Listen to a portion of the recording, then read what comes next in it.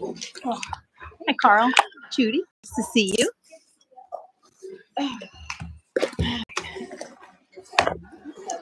We're going to give it a minute in case the public comes.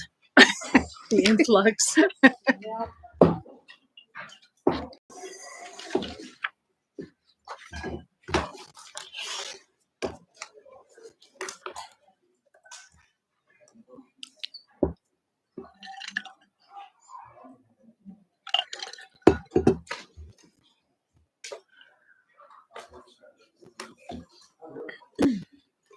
Did you see the invite for the next circle event? Yes. That probably was on to that. Yeah. But someone knew it. The clock's a little slow. Is it 7? Oh, Apple time is 7. Okay. All right. Well, we are going to get started. So thanks for coming out to the April 8th meeting of the Board of Supervisors of Montgomery Township. We'll start with the Pledge of Allegiance. I pledge allegiance to the flag of the United States of America and to the republic for which it stands, one nation, under God, indivisible, with liberty and justice for all.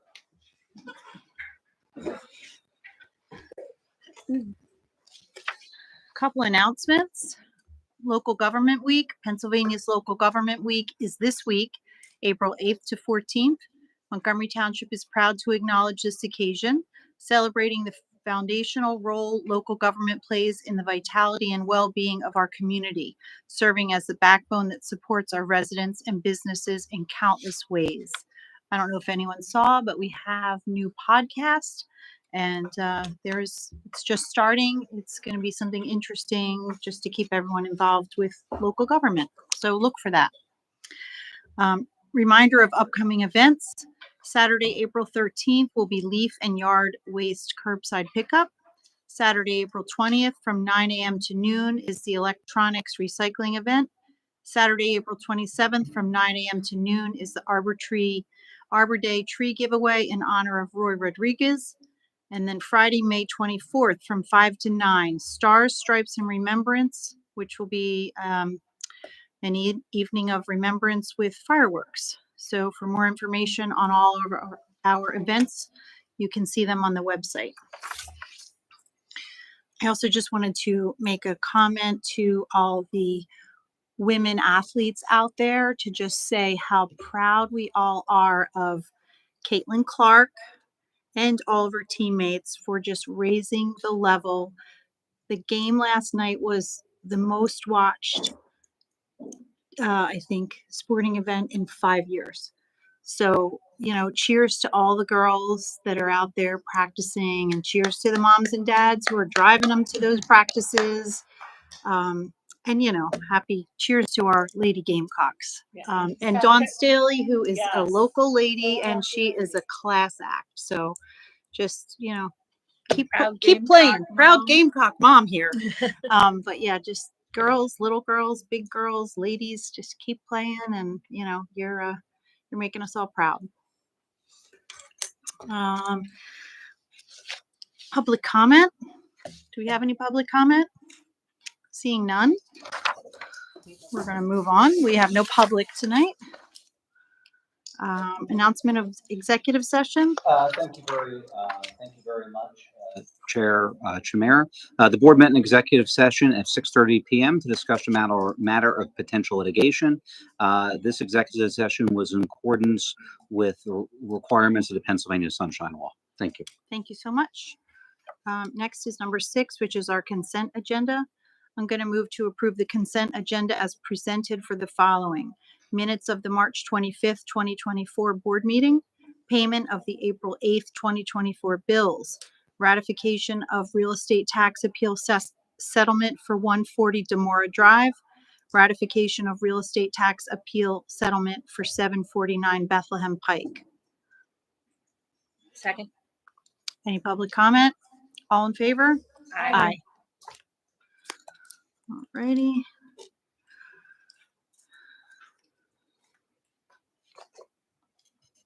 Seven. Says public hearing. Yes, I would make, there's no requirement for court reporter to be here. Okay. Because this is non-contested cleanup public hearing with various zoning amendments. Ms. McConnell will brief us on that, but what I would suggest is a motion to open a public hearing. Okay, I'll move to open a public hearing. Second. All in favor? Aye. Thank you very much, Chair Chimera. I'm going to go ahead and mark some exhibits just so we have them for record. T1 will be a copy of the advertisement of this public hearing. T2 will be a copy of the ordinance amendments to ordinance to chapter 230, the adoption of ordinance 24339. T3 will be a copy of the review of this by the Montgomery County Planning Commission and our local planning commission. And I believe our zoning officer, Ms. McConnell, can give an explanation as to what these ordinance amendments are and why they're necessary, as well as then the board could ask questions. There could be public comment. Then you could close the public hearing and then take action on the adoption of ordinance 24339 if you see fit. Thank you. So the amendments that we're requesting for adoption deal with standby generators, special events and temporary outdoor sales, changeable copy signs, drive-through signage, and above-ground storage tanks. We also have Judy here available if you have any questions on the proposed recommendations. We chose to do standby generators because we didn't have anything currently in place and they're becoming more commonplace. So previously we were requiring them within the building envelope because I had nothing else to say otherwise. So we looked at the ordinance and we're using the same setback requirements for a shed, anything 144 square feet or smaller for a shed. However, for a generator, it limits it to 4 by 4 by 4 to within those parameters. Anything larger would be within the building envelope. Anything non-residential would automatically be in the building envelope. For special events and temporary outdoor sales, we kind of just split them off a little bit because it was unclear originally with the temporary outdoor sales. We wanted to limit them to just businesses within the township, so we made that more clear in the ordinance. Changeable copy signs, we previously had a rate of, they could change their copy once per hour, which was a little long. We reduced that to, I believe, 1 per 8 seconds, 20 seconds. It still has to be a solid. It can't be a scrolling message. It still has to be a solid message, but they are able to change it more frequently now than once per hour. Drive-through signage, we never had provisions for menu boards or drive-through signage. Everybody that wanted it had to go to the zoning hearing board for a special exception as a miscellaneous signage. So we created standards for menu boards to decrease the amount of trips to the zoning hearing board. Above ground storage tanks, originally anything over 555 gallons of flammable or inflammable materials was allowed by special exception. We just revised it to make it not allowed at all, prohibited. Did you have any questions on the proposed? As it relates to the generators, it says that it must be installed on an approved pad. Is that, is such a surface, would that include someone's driveway? Or is there like I believe it would be per manufacturer specifications.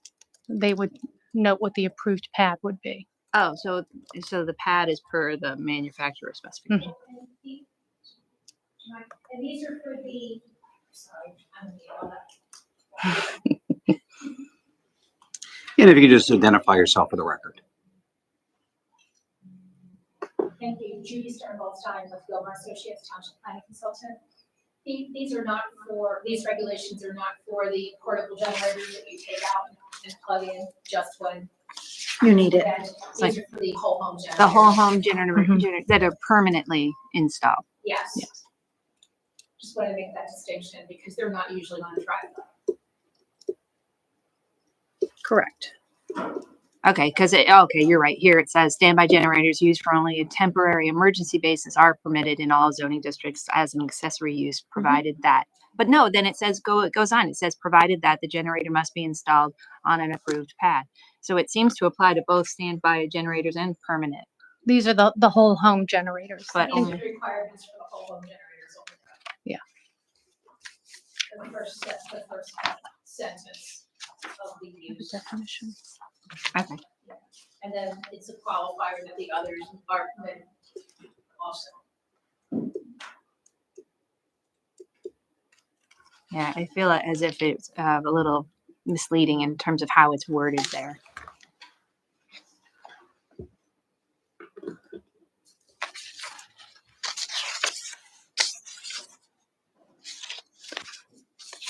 We can add a more defined definition of the standby whole home generators, not to include the portable gas generators. You could do that, that would have to be a subsequent amendment. That'd have to be a subsequent amendment. You can't do that right now. That would be a major change. Oh, really? So either you table it and re-advertise, or in a future amendment, I know there's housekeeping amendments from time to time here in Montgomery Township. You would just add it in the next housekeeping amendment. I'd be okay me adding an amendment at a future date. Okay.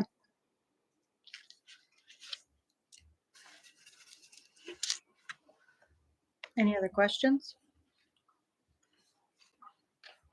Thank you, Judy.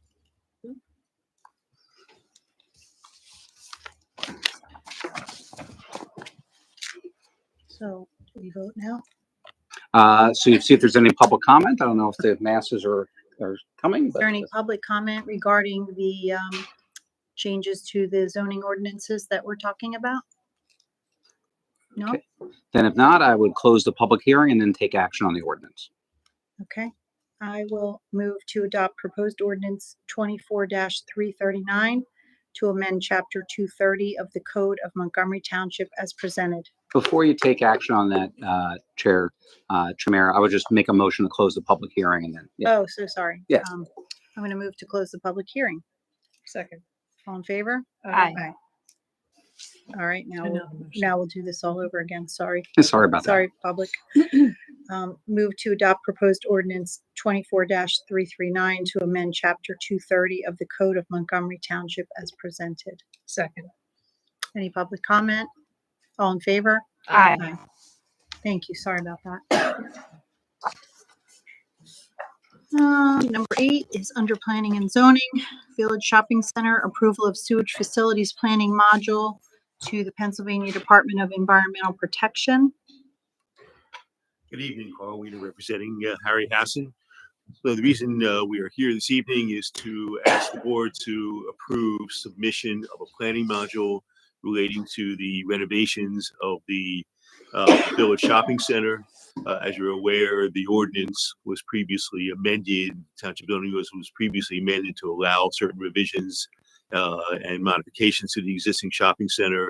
We received conditional use approval for certain revisions not too long ago, and a plan has been submitted for that purpose. The planning module submission is not for the purpose of plan approval. We understand we have to go through the land development process for that. It's only for the purpose of confirming, number one, that the project as proposed is zoned appropriately, which it is. And secondly, to establish that the sewer that it is served under the existing Act 537 plan, which it is.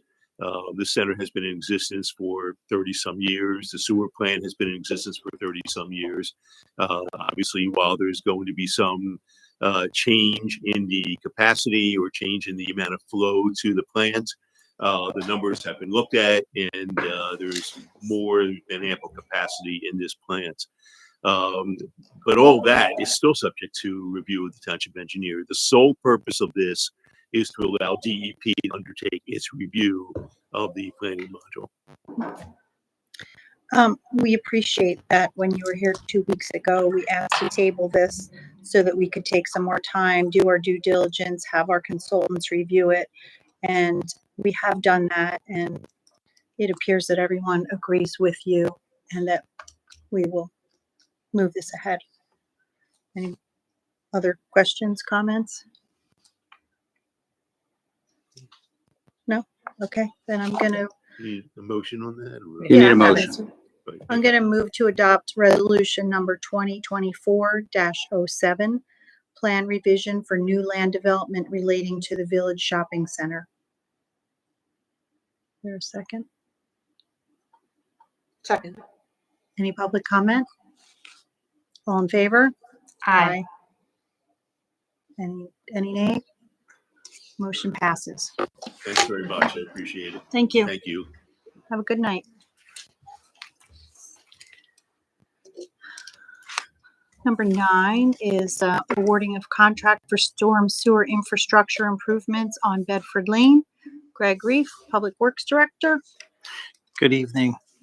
The township received an open bid utilizing pen bids on April 2nd, 2024 at the Township Building. Gilmore and Associates, a township engineer, reviewed the 10 bids ranging from $66,699.50 to $165,750 and is recommending to award the bid to A&H Cornell & Son, the lowest responsible bidder, with a bid of $66,699.50.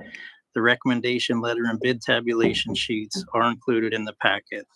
The board authorized the advertisement of the bid at its public meeting on February 12th of 2024. A total of $60,000 has been included in the 2024 capital investment plan for stormwater improvements at that basin on Bedford Lane.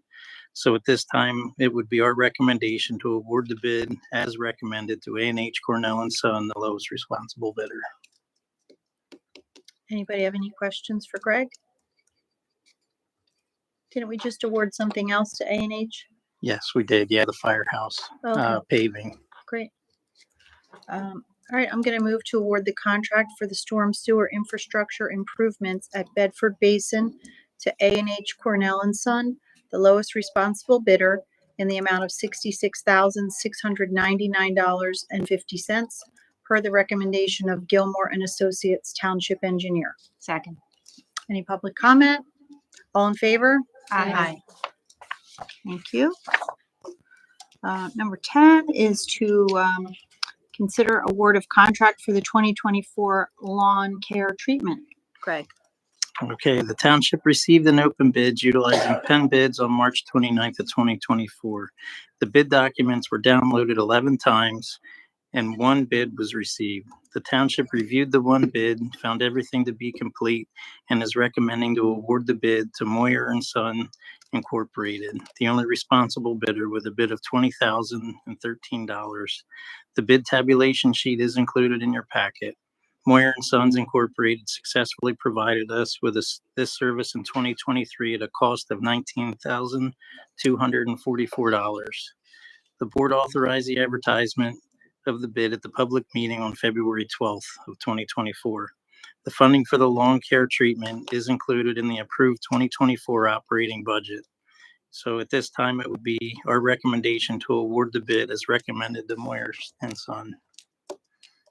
And you said they successfully provided us with the service last year. All good? Yes. Great. Like to give it to a nice local company also.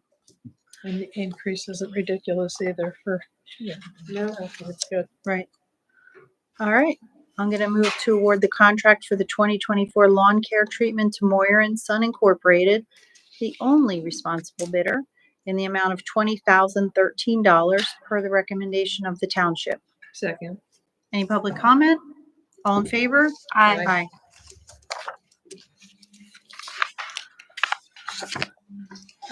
Thank you. Oh, sure. Rich Greer, authorization to purchase access control and CCTV for Public Works. Good evening. In 2023, staff budgeted $36,500 for installation of an access control and security camera system at the Public Works building at 90 Demora Drive. Included in your pack is a quote dated March 3rd, 2024 from CM3 Building Incorporated, an authorized vendor under the CoStar's Cooperative Purchase Program, to provide the installation of equipment at a total cost of $48,168.97. When the staff obtained the budget quote back in July 2023, we originally were looking at 6 cameras to cover the exterior and interior parts of the building and 5 external doors. Since then, we've worked with several different vendors, and some of their recommendations were that we add more cameras, and we wanted to add another office door for the access control interior. So bringing the cameras from 6 up to 10 and the doors from 5 up to 6 additional doors. So that is the reason for the increase from what we quoted back in July to what we're looking at today. It's recommended by staff that the Board of Supervisors approve the contract awarding for the reference purchase per the 2024 approved final budget. Anybody have any questions? That's going to make everything nice and secure there. Mm-hmm. It's going to be a brand new system. We put our first system, access control, in 2008, and we're still It's using time. that same hardware. This new system is cloud-based with a lot of AI, so the cameras talk to the doors and the doors talk to the cameras. So it's going to be all brand new tech, and DPW is going to be our guinea pig for this, and we hope to grow that system out. I hope you can get in when you show up to work. I hope those cameras let you in. We have rocks.